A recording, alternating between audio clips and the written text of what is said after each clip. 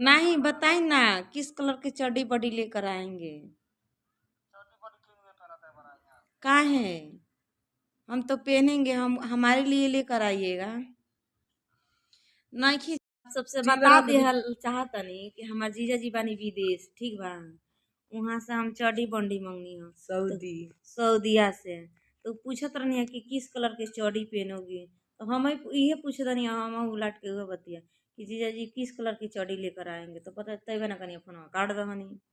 अब बताई लोग। लाल लाल ब्लैक, अच्छा ए ओजा कहो लाल पियर पियर ना वाला, मगर आसमानी हरियर फीकी गुलाबी बहुत मस्त आवेला।